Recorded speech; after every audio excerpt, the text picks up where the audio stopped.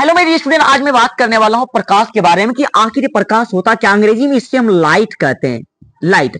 अब देखो, लाइट को समझना कोई भारी सी भरकम सी बात है नहीं। आप जो जिसके कारण किसी भी चीज को तुम देख पा रहे हो वही क्या प्रकाश। आप कहोगे लाइट क्यों नहीं समझ पा रहे भाई, लाइट को तुम क्यों नहीं समझ पा रहे हो? क्यों तुम दुनिया में जो भी चीज तुम देख रहे हो जिसके कारण देख पा रहे हो वही अगर नहीं रहेगा तुम देख पाओगे। अब तुमको दुनिया में कोई हमको बोर्ड नजर आ, ठीक है, प्रकाश का नजर आ। अगर प्रकाश नहीं रहेगा तुम दुनिया में कोई भी चीज को देख ही नहीं पाएगा। तुम्हारे पास आंख है, आंख रहने से क्या होगा? अगर तुम्हारे पास प्रकाश ही ना होगा तुम उस चीज को नहीं देख पाओ। और इस कारण एक और भी है कि तुम किसी भी वस्तु को तब देख पाते हो जब उस पर प्रकाश पड़ती है और पड़ करके वापस तुम्हारे आंख के रेटिना में पड़ता है, तब तुम उस वस्तु को देख पाते हो, नहीं तो तुम उस वस्तु को नहीं देख पाओगे। और मैं स्पेशल बात बताऊं, इसी में एक बात और होती है, रिफ्लेक्शन ऑफ लाइट, प्रकाश का परावर्तन।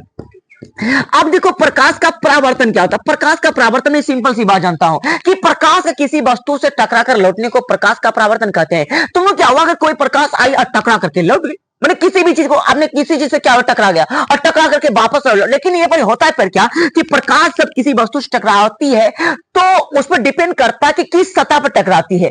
एक नियमित होता है, एक नियमित सतह। दो प्रकार का होता है, एक नियमित सतह, एक अनियमित सतह होता है। जब नियमित सतह पर माने सरफेस, अगर सरफेस यानी सरफेस एरिया क्या प्लेन हो, अगर सरफेस प्लेन हो तो वहां पर जो प्रकाश का परावर्तन तो वो नियमित रूप से, माने नियमित रूप से आता है, नियमित रूप से जाता है। माने जैसे आता है, जितना एंगल से आता है उतना एंगल बनाता है वो निकल जाता है। लेकिन अगर घिचिर पिचिर होगा, माने अनियमित होगा, तो वहां पर प्रकाश भी जैसे पड़ेगा वैसे ही लौटेगा। माने हो जाएगा अनियमित परावर्तन, ये क्या होगा? नियमित परावर्तन। तो बातें समझ में आ गया होगा। अब इसी तरीके से प्रकाश के परावर्तन का दो नियम आ गया। अब दो नियम क्या है? पहला नियम और सेकेंड नियम।